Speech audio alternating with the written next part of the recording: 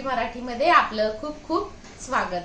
आज आपण बघणार आहोत सातारी झणझणीत वांग्याचं लोणचं।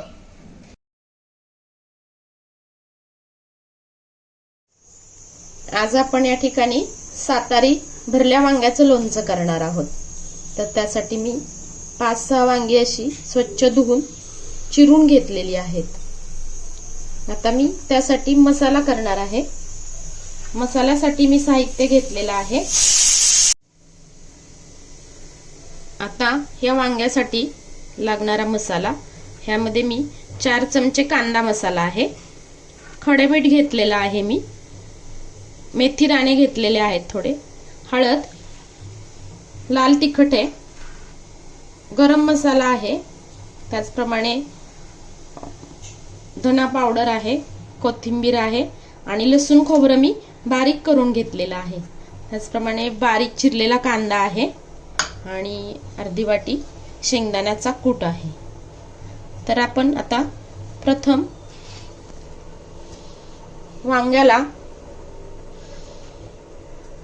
वांग्याच्या देठाशी म्हणजे खाली खडं मीठ भरून घ्यायचं आहे।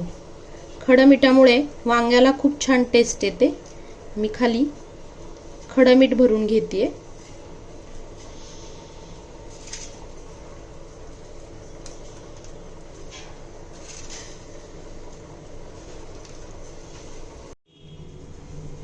आता मी या सगळ्या वांग्यांमध्ये थोडंसं खडं मीठ भरून घेतलेलं आहे। आता आपण या ठिकाणी हा सर्व मसाला आपण एकत्र करणार आहोत।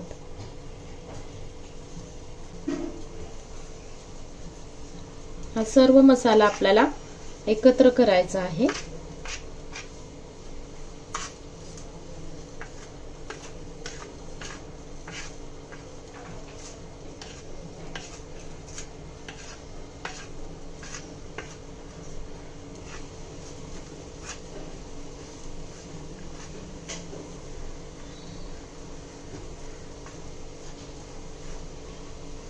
मेथी दाण्यामुळे पण वांग्याला एक वेगळीच टेस्ट येते।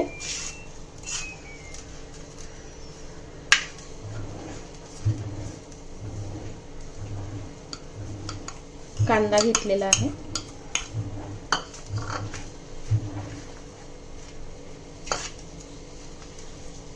शेंगदाण्याचा कूट आहे,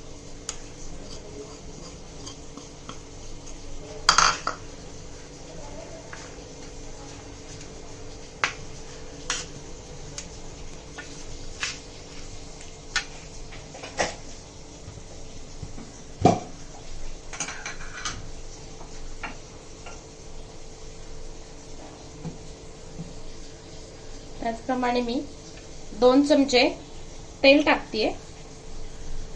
तेलामुळे आपला मसाला हा एकजीव होतो।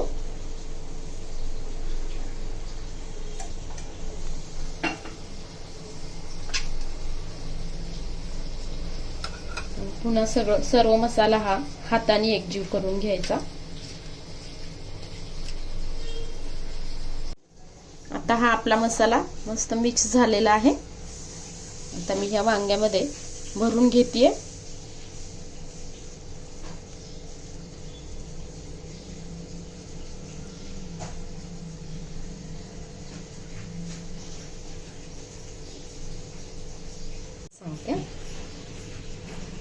वांगी आपल्याला ताजी, हिरवीगार आणि अशी काटेदार फ्रेश अशी वांगी आपण घ्यायची, म्हणजे आपली भाजी टेस्टी होते।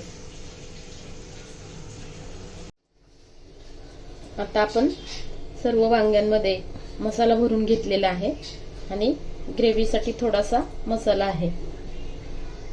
आता आपण पॅन गरम करून घेतलाय, त्यामध्ये मी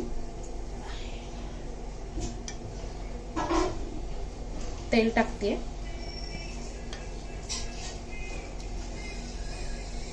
तेल आपलं गरम झालेलं आहे। आता मी गॅस बंद करून घेतेय आणि आपलं तेल थोडंसं थंड होऊन द्यायचं आणि मगच त्यामध्ये वांगी टाकायची।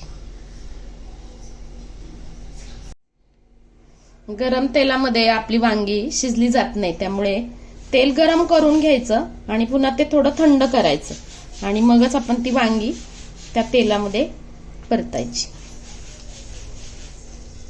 गरम तेलातच वांगी टाकल्यामुळे ती लवकर शिजत नाही. त्यामुळे थोडंसं तेल आपण गरम करून पुन्हा थंड करून घ्यायचं.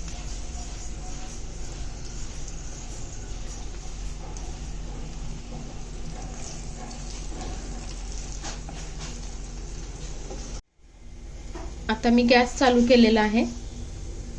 गॅस मीडियम फ्लेमवर आहे. वांगी आपली छान परतून झाली. त्यामध्ये आता आपला राहिलेला मसालाही परतून घ्यायचा आहे.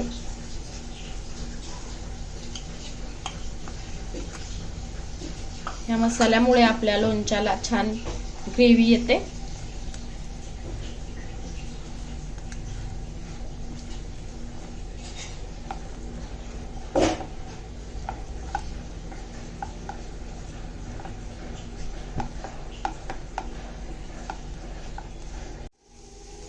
आता वांगी छान आपली परतून झालेत. आता मी थोडीशी कसुरी मेथी टाकते.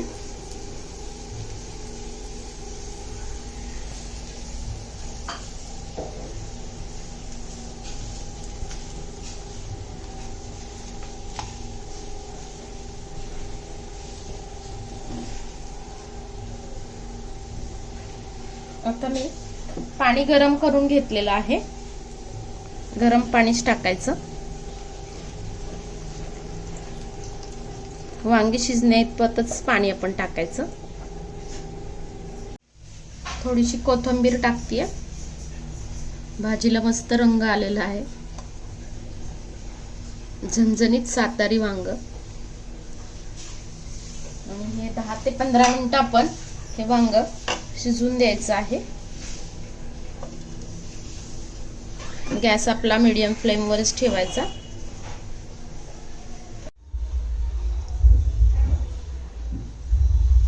अशा प्रकारे आपलं हे वांग्याचं लोणचं तयार आहे. मस्त ग्रेव्ही दिसतीये. वांगी पण छान शिजलेली आहेत. आपण बघू शकता. आता ही भाजी मी एका बाउल मध्ये काढून घेते. मस्तपैकी आपलं असं झणझणीत सातारी वांग. रेसिपी आवडल्यास नक्की ट्राय करा.